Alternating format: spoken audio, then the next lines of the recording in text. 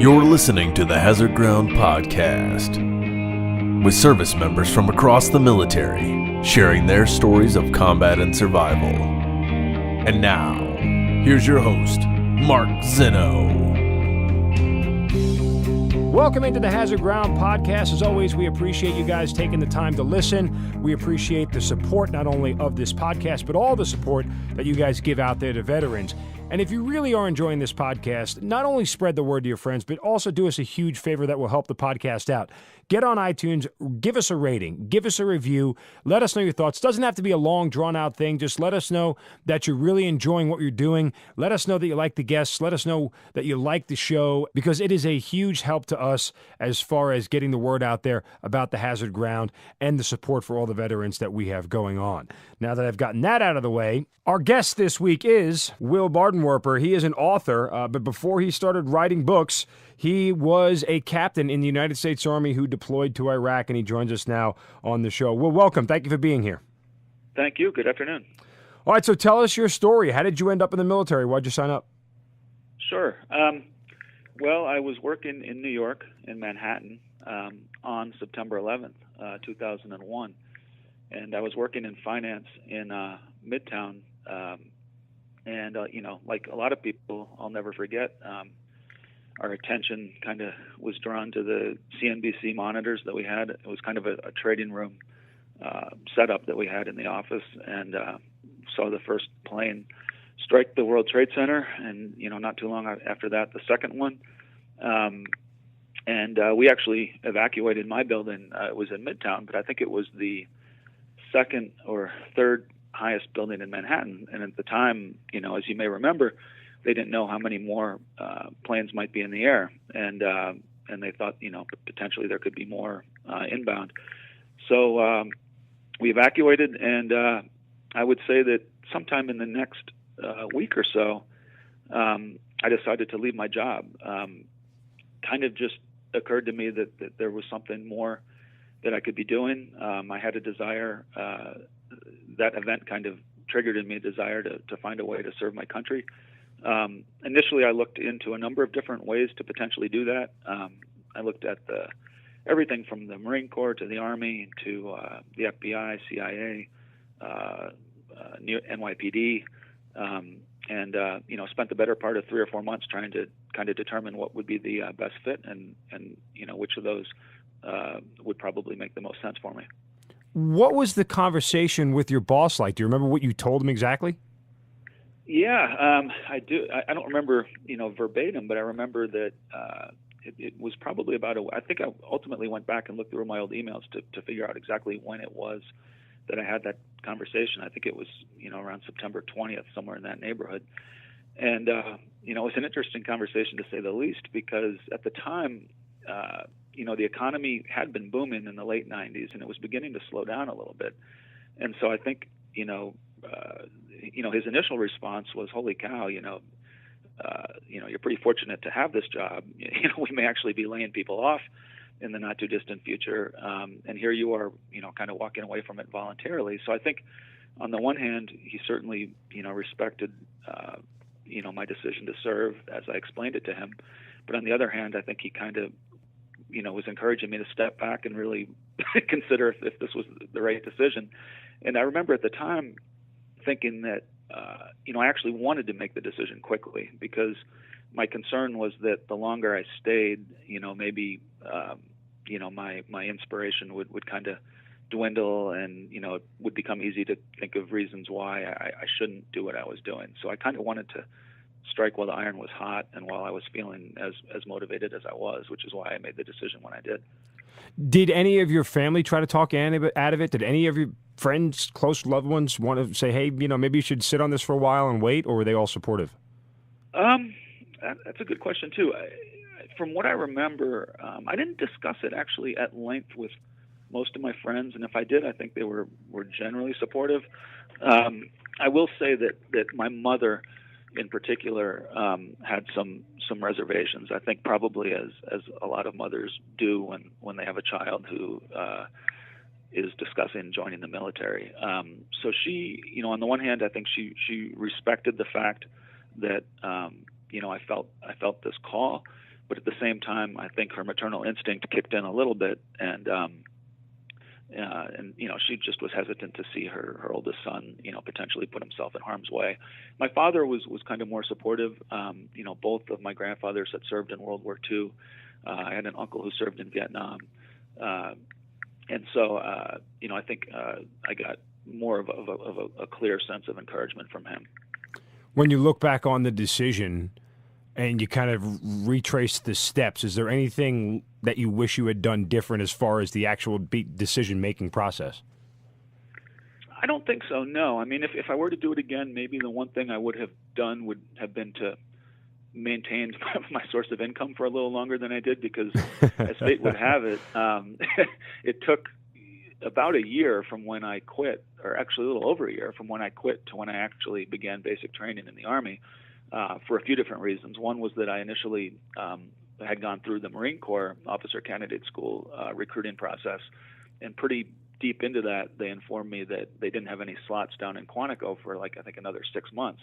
And so at that point, I turned my attention to the Army, and they let me know that I could get in a little more quickly. So there was a little bit more downtime than I'd expected, and a little bit, more time that I had to kind of live off of my savings. I spent a little bit of that time working at a bar, I remember, in Boston, as a bouncer, just kind of trying to help make ends meet. So, yeah, I mean, if there was one thing I could have potentially done differently, it would have been to maybe maintained a steady income source until I got my orders for basic. Since we've been doing this podcast, I think we've got a pretty equal amount of guys who signed up prior to 9/11 and guys who signed up after, men and women when I say guys, but people who have signed up after 9/11. And I always felt like, and I was already in before 9/11, but I always felt like we as a country missed a golden opportunity to really get people into the military. Like, that should have been the greatest recruiting time in American history for the United States military. There were a lot of people like you. There were a lot of people who wanted to do something, wanted to help. And that was, I feel like we just missed an area to really make the best of our military for our country. Do you get a sense that there was a lot of people like you who wanted to sign up and enlist at that point in time? I think yes and no. I would absolutely agree with you that that was, I think, an opportunity to do exactly what you said. And hindsight being 2020, if we had known how long we would be involved in these wars, yeah. I think you could almost make an argument that at some point, a draft could have been considered at least, to fully mobilize the country behind these efforts. But be that as it may, I guess to get back to your question, yes, I mean, I think that there was, in general, a tremendous outpouring of patriotism in those, 2, 3, 4 months after September 11th. I mean, I'll never forget, a few events that stick in my mind. I'm a big sports fan, and living in New York, I'll remember the first Mets game back at Shea Stadium at the time when Mike Piazza hit a home run. Yep.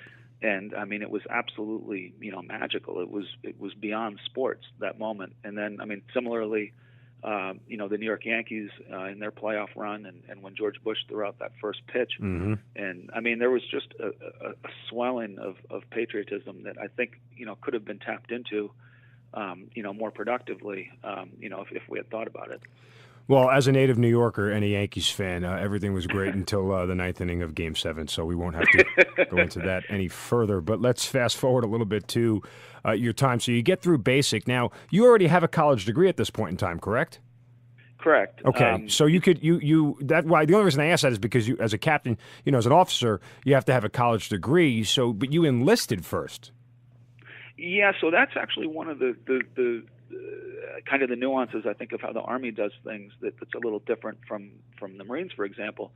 The Marine Corps, you go straight into officer candidate school. So you're surrounded by, college educated, in some cases slightly older, more mature guys, and upon graduation, you're commissioned. The Army, at least when I did it, and I think it's similar now, your contract is that you go to basic training first, in which you're, with all kinds of different trainees, a handful of whom are going to OCS, but a lot of them are going straight into the Army. And then when you graduate basic training, you have maybe 2 or 3 days off, and then you go straight down to Fort Benning to begin officer candidate school. So yeah, my first stop was basic training. And at the time, I was a 26-year-old, college-educated former, financial professional from New York. There weren't a lot of other guys that kind of met that description. It was, a lot of younger kids. And so, one of the big challenges for me was just culturally, getting to know and get along with guys who were a lot closer to high school than they were to me. So what was that process like? Did you befriend any young kids? I mean, did they look up to you like a big brother, or how did that go? It actually went surprisingly well. I did get to know a bunch of guys real well, and really grew to respect a bunch of them. It was kind of humbling to see a lot of them doing better at some of the things than I was, for example, at the beginning. So yeah, I got along with them well, and I actually also though did run into a handful of the guys who were going on to OCS and got to know them as well, and developed a few friendships with them that last until this day, kind of through our shared experiences there. You finish basic, you head out to OCS. How quickly do you get to your first unit, and then eventually how quickly do you end up deploying?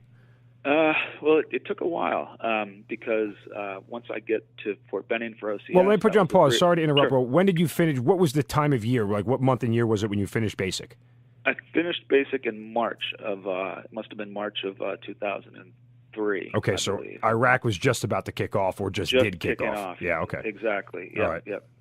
And so then OCS starts, and so then the OCS would have started right around then, the spring of 2003, and that's a 3 or 4 month school as well.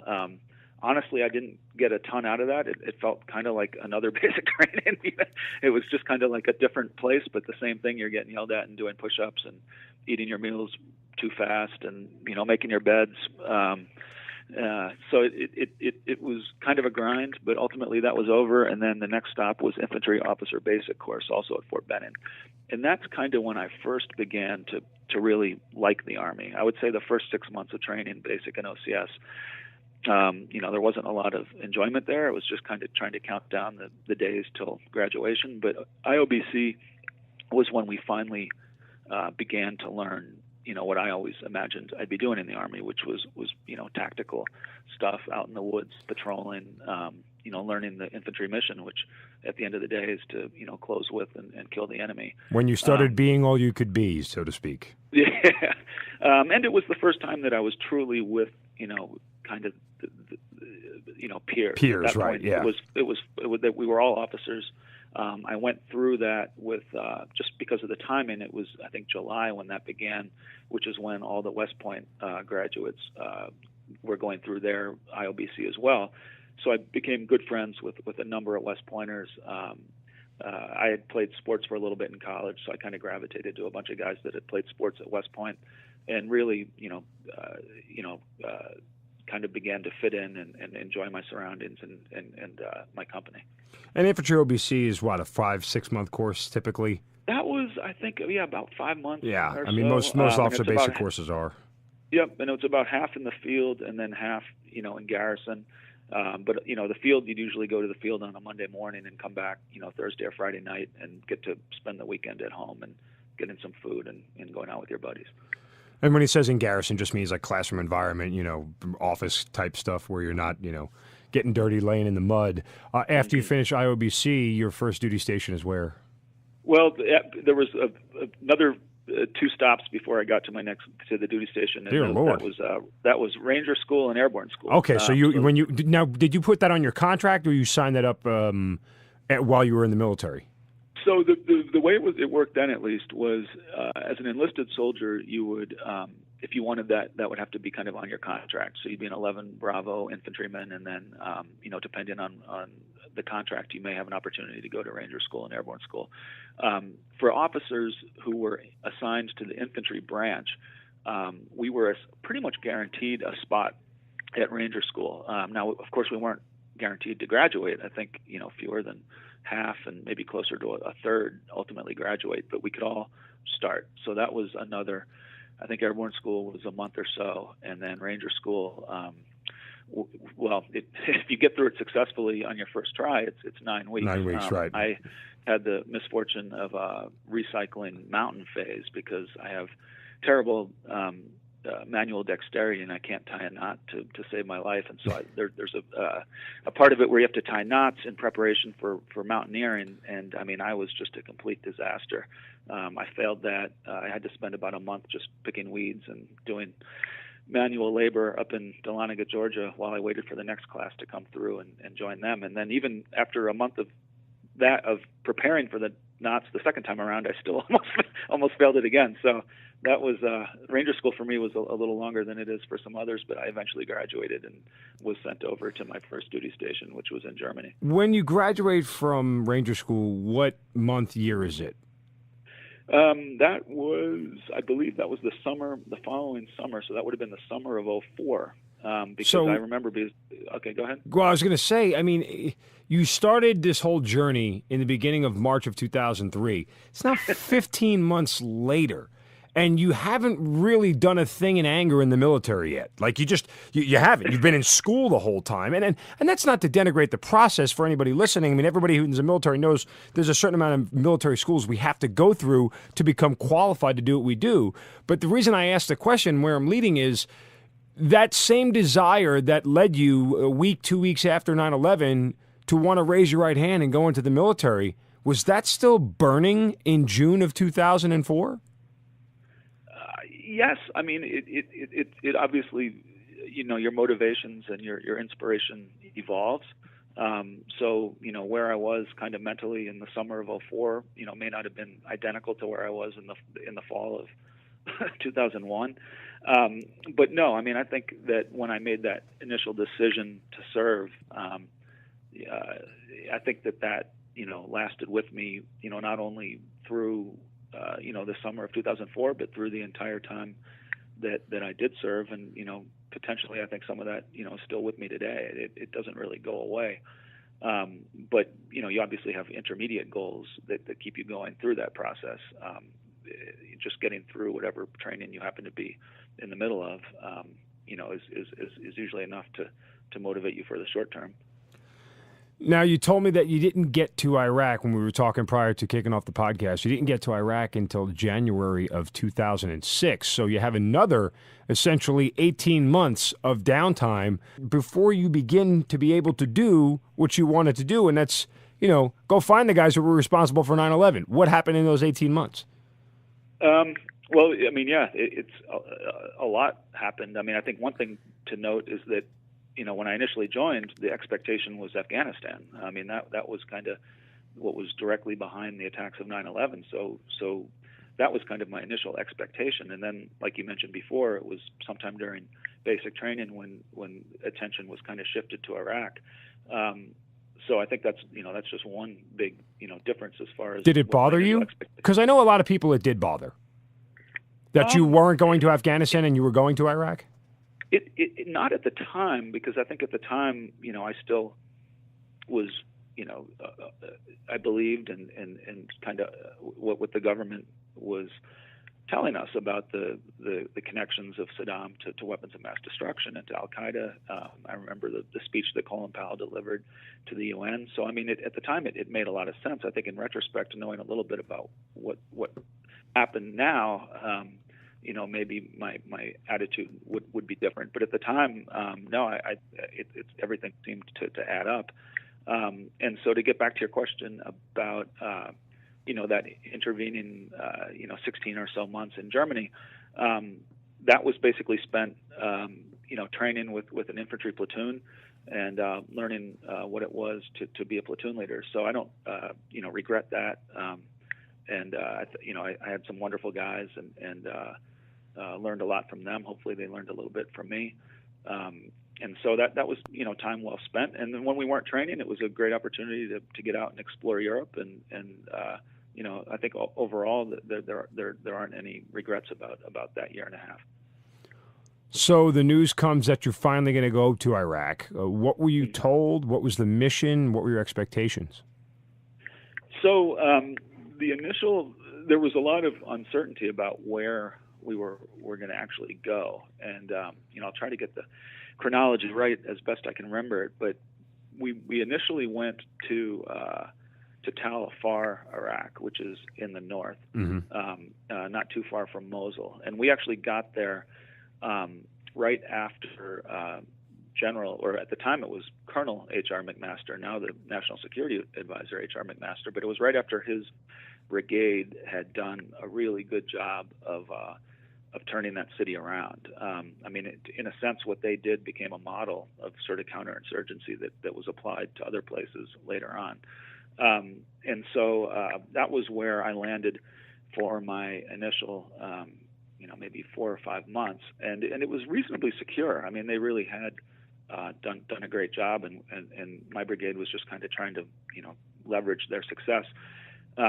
About 6 months in, 5 or 6 months in, we got word that we were going to be relocated to Ramadi, and this would now be the late spring of 2006. Yeah. So the brigade headquarters went to Ramadi, and then my infantry battalion was actually in a city called Heat. It's spelled H-I-T, which is about an hour and a half to the west of Ramadi, and that was very, very different. Coming down from Tal Afar, where things were relatively stable, we were kind of dropped right into a hornet's nest. That was 2006. That was kind of the epicenter of the insurgency. I think that when my brigade headquarters took over Ramadi, maybe 10 to 15% of the city was considered, passable. 75+% was kind of in the hands of the enemy. And was considered, very dangerous. And just to give the civilian population some of the background, you have to remember, 2005 to 2006 was some of the most violent times in Iraq, which led to the surge in 2007 to quell that violence. But in 05 to 06 is when things really picked up, and Ramadi and Fallujah were a big hotbed. If you remember, the Marines had some, deadly incidents there, and the guys hanging off the bridge, and you can Google all this stuff and figure it out if you're not 100% sure what I'm talking about. But the fact that you were moved from the place up north, because Mosul and Tal Afar up north, were, as you said, were fairly stable. The cities fell kind of quickly, and we had a good control. Plus, with the Kurds in the north, it was much more of a stable environment as opposed to the Shia and the Sunni in the central and in the south that made things a lot more difficult. So when you go to Ramadi, obviously your world changed. Yep. I mean, I remember when I was there reading that Marine intelligence report that I think somehow got leaked to the Washington Post, and essentially what it said is Anbar province is lost. We have no chance here. And I remember at the time, we're getting mortared every day. We were getting a lot of casualties, and I thought to myself, well, it's sad, but it's true. I mean, I was pretty pessimistic about our chances to turn things around. Did you ever feel despair, like, in that you may have made the wrong decision to sign up? No, not at all. I mean, as challenging as it was, in a weird way, that at the time there was no place I'd rather be, and I think that comes back down to the camaraderie and the fact that you're not there alone. You're there with your guys, and if you weren't there, they would still be there. And so, no, I didn't. That didn't really. That wasn't something I thought a lot about. So, what continues to happen on your deployment as far as combat and engagements and things of that nature? Well, my job at the time was what we called, I think, civil military operations officer, but what probably more similar to what's commonly referred to as civil affairs. And so even though I was an infantry officer, really my primary mission was to find ways to kind of help get this sort of dysfunctional, violent city back on its feet. Because, with the debathification and with the disbanding of the Iraqi army, it had just become kind of the Wild West. I mean, there was no functioning city government. Most civil services had fallen into complete disrepair. There wasn't a lot of electricity. Getting clean drinking water was a challenge. There was no police department. There were no courts. There was the hospital was barely working. So basically, everything that we kind of take for granted in the West that comprises society was gone. And so I was tasked with working with my battalion commander to try to kind of do the best we could to get some of those things going again. Kind of the theory being that the more we could improve the lives of the people that live there, the less inclined they would be to fight us. And part of that also was what you referred to a little earlier, which was what later became known as the Anbar Awakening, which was reaching out to the local tribes and trying to convince them to work with us rather than against us. And so one big step that we took that ultimately did pay dividends was to convince these tribesmen to join, to begin a local Iraqi police force, and to kind of help patrol their own city, because they had a much better idea than we did of who the outsiders were, who the bad guys were. And so we went, I think, ultimately from a police force of 0 to, having 4 or 5 police stations all throughout the city, strategically located, which ultimately led to a pretty dramatic reduction in violence. I don't think people can understand, unless you were there, how much it was important to work alongside your Iraqi counterparts. I mean, it was necessary for survival. And as you just said, they knew better than we ever could. Like, this is the first type of war, really, I would guess since Vietnam, but even, this is the first type of war America really ever fought where the bad guys didn't have a uniform. They look like they look like everybody else. Like they just look like regular people. So it wasn't like, hey, I could see these guys are wearing this uniform. We know what they look like. Like World War II German uniforms are pretty obvious to spot. Viet Cong uniforms were obvious to spot. That wasn't the case in the War on Terror, and it never will be the case. They're wearing the same exact garment and robes and everything else as the local sheikh or the man trying to raise money for his family. So it just changes the landscape of things. And without that camaraderie, and although it backfired sometimes, and although it went wrong, and sometimes horribly wrong, we would have never had any successes at all without it. Yeah, absolutely. That's absolutely true. I mean, my unit was not, unfortunately, really there long enough to witness the turnaround that did occur. It was still pretty violent when we left. We were getting attacked quite a bit, but I kept in touch with my interpreter, who remained there with the unit that replaced us, and he said that 2 or 3 months after we left, he said you could sit down on the street, take off your body armor, and eat a kebab, all afternoon, and nothing would happen. And that was in the same neighborhood where we had to shoot smoke grenades and run because of the sniper threat. So there was a very real turnaround that took place. I'd like to think partly because of our efforts. Did you lose anybody to the violence? Any of your guys? Yes, I don't have the exact number off the top of my head. It was close to maybe 15 or 20, but even worse, I think, or not worse, but we did have a lot of wounded. I think we had at least 150 wounded out of 700 or so person battalion. What about in your platoon? It was rough. Well, at the time I wasn't. I was doing the civil affairs work for the battalion, so I wasn't a platoon leader. But 2 of my pretty good friends from Germany and from my unit were killed in Ramadi at different times. So everyone who was there was going to be hurt personally by those kinds of losses. How much has that stuck with you over the years? Quite a bit. Not too often. Not really a day goes by where I don't think of them at least a little bit. I have their initials, tattooed on my arm on these dog tags. So that, that's kind of a pretty frequent reminder of what happened. I think like most guys who were over there, we think about it pretty often. When did you end up leaving Iraq? We left in February of 2007. Okay. And how shortly after that did you leave the military? I left, my commitment, I think, expired in that summer, so it would have been June or July of 2007, which actually corresponded with our unit shutting down in Germany and being relocated to I think Texas is where they are now. So basically they packed up and went back to Texas, and that corresponded with when my commitment to the Army had expired.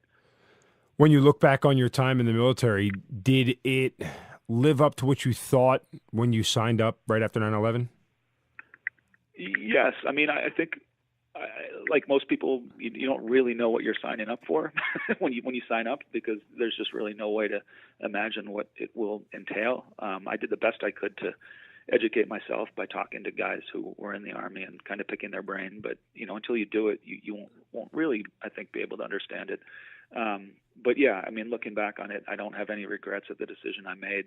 There were plenty of tough times, both in training and overseas, but those are also what helped make me the person I am today, and I'm proud of what I did.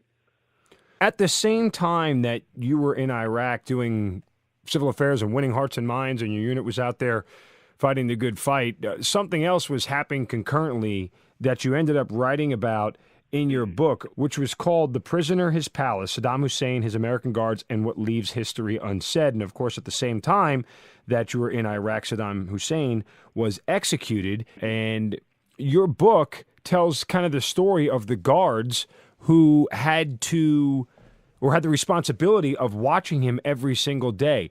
How did you find out about these guys, and what was the genesis of writing the book?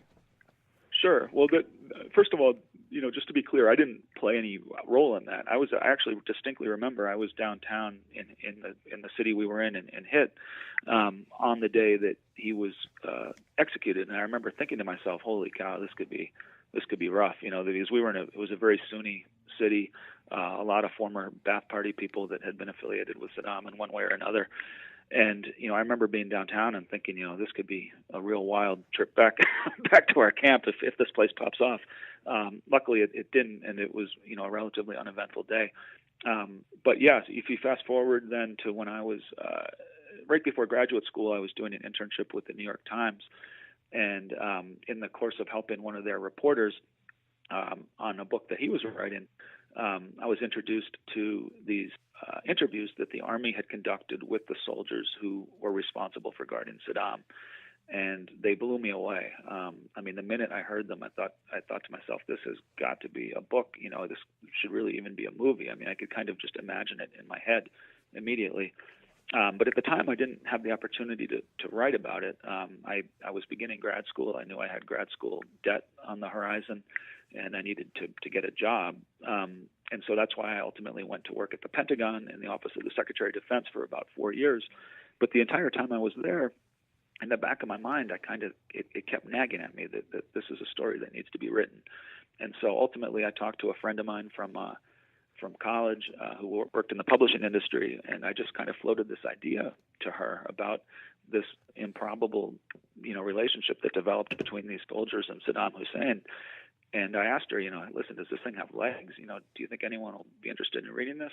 And, she said, "Absolutely." She put me in touch with some agents who then put me in touch with some publishers. And I decided to take the plunge and quit my job again. It seems like it's a kind of a common theme here, and write this book.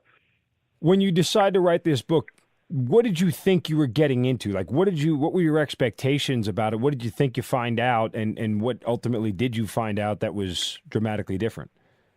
All I really had at the time were just a handful of these interviews, each about an hour long, that were done with these soldiers. The first thing that really struck me as being unique or surprising was the fact that these were not special operators. They were not CIA, operatives. These were, in some cases, 19-year-old kids, fresh from basic training, who then found themselves sitting alongside, the most wanted dictator in modern history.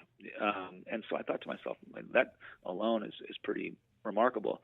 But even more remarkable was that the Saddam that they discovered really didn't kind of adhere to the common perception of him as this kind of cartoon villain that would be, I think one of the soldiers said he expected he'd be standing there, holding the bars of the cell, screaming "Death to America," kind of like a Hannibal Lecter kind of figure. Instead, they found a guy that reminded some of them of their own grandfathers, as odd as that may sound. And they lived together in pretty intimate circumstances, 24 hours a day, 7 days a week. And in the course of doing that, they spent time talking and kind of getting to know each other in a bizarre way. So that was kind of what initially attracted me to this project. I think the first thing that I wondered was, okay, well, that's and also ultimately they were responsible for delivering him to his execution, which a number of them found to be challenging after having gotten to know him a little bit. And so I think one of the things that kind of illustrated to me is that it is perhaps harder to be responsible or play a role in the death of someone you've kind of seen as a human being than it is to kind of shoot at an anonymous target, from 200 meters. Because at the end of the day, they had never seen Saddam do all of the terrible things he did. They only saw this kind of weak, powerless man in a cell. And so that was one thing that jumped out at me. And then as I embarked on the project, I kind of wondered to myself, all right, well, they may have been kind of upset by this immediately after it happened, but now 10 years have gone by. I wonder how they've been doing since then. Maybe they don't feel the same way now. And I didn't have a chance to talk to all of them, but the ones I did talk to, most of them felt almost the exact same now as they did then, and they were still kind of troubled by the whole experience. What was a day in the life of guarding Saddam like for these guys? Well, it was, it wasn't exciting. I mean, if you're looking for kind of an action, shoot 'em up book, this probably isn't for you. I think what this is a much more of a kind of a psychological exploration. And so, yeah, I mean, they were holding him at the time on an island that had one of his palaces in it. So it's kind of ironic right there that here he is, a prisoner about to be executed, and he's living in literally one of his own palaces that he had constructed when he was, kind of on top of the world, so to speak. And so he had a little cell there and a little outdoor rec area where he'd go out and sort of feed the birds and smoke a cigar. And the soldiers had their living quarters right nearby. And their assignment was to make sure that he was healthy and essentially happy until the moment came that he was going to be killed. And the reason for that is they just didn't want anything to take away from his trial and ultimate execution. And so a typical day for them would be to bring him his meals, to sit alongside him. They had to be pretty near, within, kind of lunging distance at all times to prevent him from potentially, trying to hurt himself. And in the process, they discovered that he actually could speak English pretty well if he wanted to. And so he would just oftentimes just start talking to him. Once in a while, he would challenge him to a game of chess. He would talk about his childhood. He would, kind of comment on what he thought would happen in Iraq without him, even though they were told to kind of stay away from political discussions. So that was kind of what a day in the life would be. When they weren't working, when they weren't responsible for him, they would do the same things that most soldiers would do. They'd get to the gym, they'd lift weights, they'd try to find time to call their families back home, read books, things like that. I would imagine when they called their families back home, they weren't allowed to tell their families, "Hi, I'm sitting next to Saddam Hussein every day."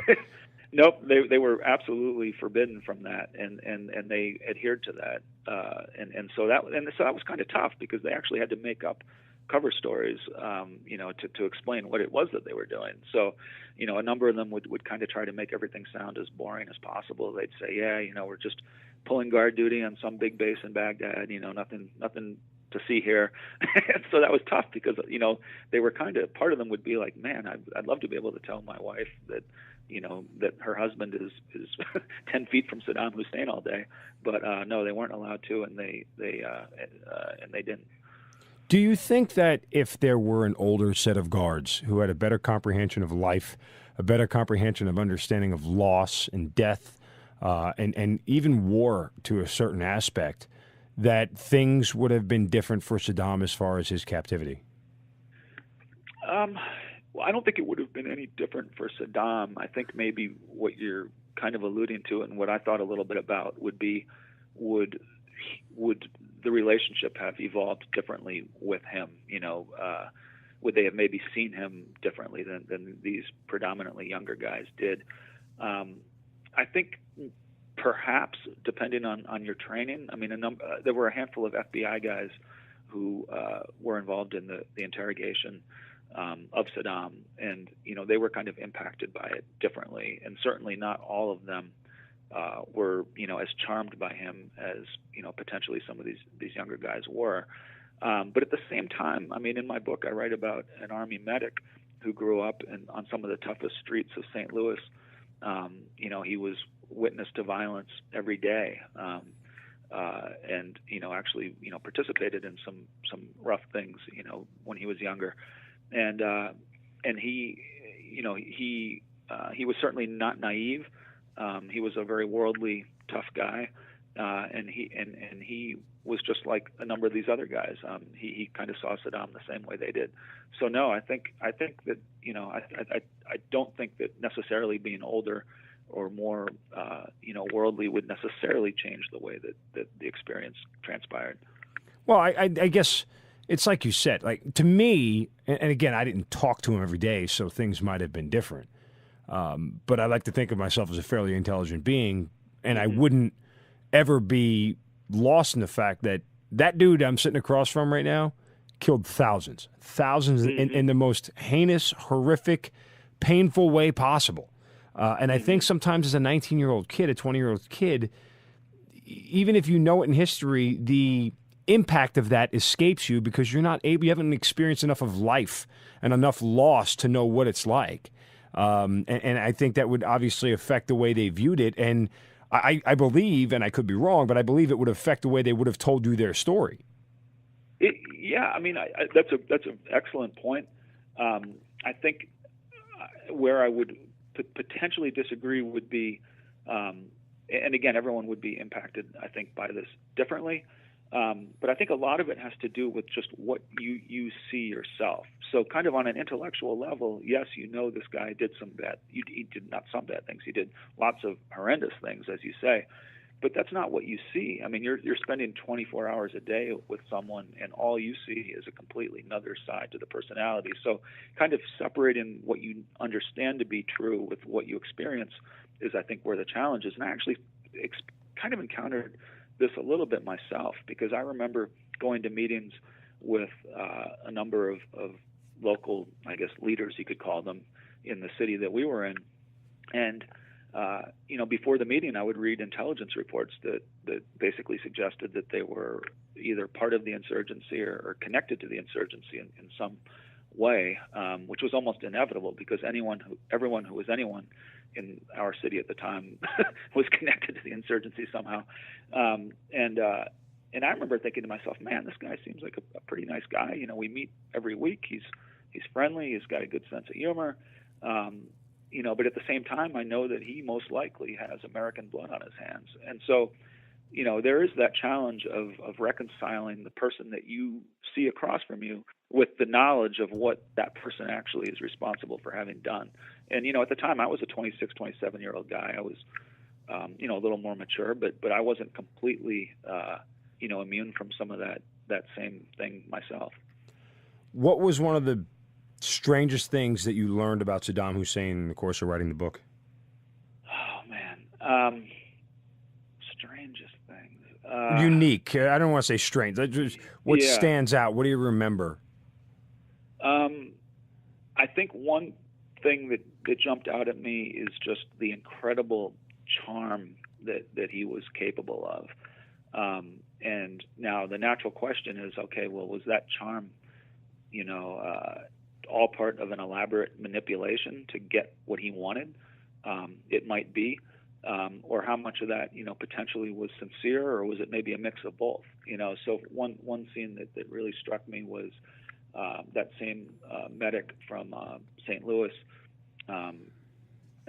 was going home because he had gotten news that his brother was about to pass away from, I think, some drug addiction problems. And before he left, he actually went out of his way to visit Saddam and explained to him that he was going to be gone for a week because he had to, their relationship had kind of developed to the point that he didn't want Saddam to kind of wonder where he was and be upset at his absence. So he went into the cell and said, hey, just so you know, I'm going to be gone. This is what's happening to my family back home. And Saddam got up and walked across the cell, hugged him, and said, no matter what happens, always remember that you'll have a brother right here. And so, I mean, that just, again, trying to wrap my mind around that with the fact that, like you said, he was responsible for, grotesque violence against, some of his own people.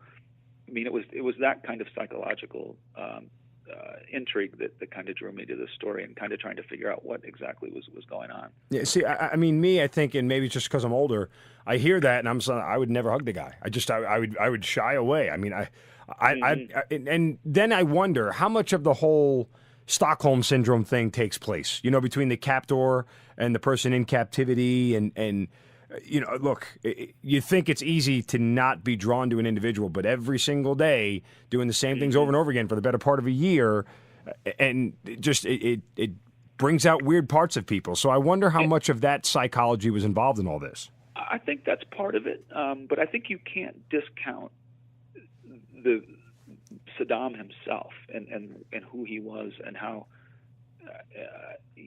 how unique I think he was, in that there were plenty. Some of these other soldiers guarded any number of other detainees, either on this deployment or on other deployments, and not. They did not have the same experience. I mean, even among some of the more wanted, cronies of Saddam, like Chemical Ali and, some of those other guys that were on the famous deck of cards, they were not, in none of those instances were these kinds of relationships developed. So I think, yes, to some extent, it's a consequence of the circumstances, but I think it's also largely a consequence of just who this dictator was. And I think it helps to explain how it was that he was able to, to stay on top for as long as he did. I mean, part of it, of course, was, the use of incredible violence, but I think part of it also has to do with a certain kind of diabolical genius and charisma. Couple of final thoughts here, just in reference to the actual day of his execution. What did the soldiers tell you about that day? What do they remember? What were their feelings and thoughts? I think it's a day that most of them will never forget. They got the news, I believe, maybe 12 to 24 hours in advance. One of them actually went in and disabled the little transistor radio that Saddam had, because I think news had begun to kind of leak out in the media that this was happening, and they didn't want him to get wind of it, prematurely. Ultimately, they went to his cell. I think they gave him, it would have been dinner, kind of would have been his last meal. And then they went into his cell kind of in the middle of the night, maybe around 2 or 3 a.m., to give him the news that this was going to occur. One of the soldiers actually who had got, who Saddam, I think, had gotten a little closer to, Saddam kind of signaled for him to come over, and he took off his fancy watch and handed it to the soldier and just said, "Listen, I want you to have this. Thank you for treating me as." Yeah, I mean, literally took it off his wrist. He said, "Thank you for treating me as well as you did. I'll be forever grateful." And the soldier kind of was like, "Whoa, I can't take this. The army has rules for everything. There's definitely a rule for taking, a gift from the guy that we're about to execute." But then he thought to himself, I just want this to go down smoothly, and the last thing we need is some kind of an altercation here, because I didn't accept his gift, so I'll just take the damn thing, in the hopes that it helps keep this moving forward as smoothly as possible. And so then they told him, now it's time. They gave him some time to prepare himself. He took them aside, and supposedly, according to more than one, with tears in his eyes, he thanked them for treating him as well as they did. At one point, he told one of them that they had treated him better than a lot of Iraqis had, and that he would always consider them family. They loaded him into some Blackhawks. They flew to the execution site, put him in the back of a Rhino personnel carrier to drive the short distance to the gallows, and they handed him over to the Iraqis. So that's basically how that. They didn't play any role in the execution. They weren't in the actual room when it occurred, but they could kind of hear it from the outside. There was no celebration. It was just kind of somber. They went back to the island base later that day and kind of cleaned out his cell and went on from there. Wow. Just unreal. Like you said, I don't think they'll ever forget it for the rest of their lives, to say the least. The name of the book, The Prisoner in His Palace, Saddam Hussein, His American Guards, and What History Leaves Unsaid. What does history leave unsaid about this whole thing? Well, I mean, that was kind of why I wrote the book. Hopefully now some of the story has been said, and hopefully people will read it and be interested in it. And I try not to. I kind of raise some of these issues in it, but I try not to provide any explicit opinions. I kind of try to leave it to the reader to emerge from it with whatever thoughts they do. So I encourage everyone to check it out. Will Bardenwerper, again, author of The Prisoner in His Palace. Make sure you guys check it out. I'm sure it's available wherever books can get it, Amazon, everything else. And look, we appreciate your service to our country. We thank you for everything that you've done as a soldier, and certainly keep on writing some fantastic books. And we appreciate you being part of the podcast. Thank you very much for your time. I appreciate it. You've been listening to the Hazard Ground Podcast, hosted by Mark Zeno and produced by Matt Pasquarella. If you have an interesting story to tell and you'd like to be on the show, send us an email at hazardgroundpodcast@gmail.com. And if you like the show, don't forget to subscribe, rate, and review on iTunes. Thanks for listening. We'll see you next time.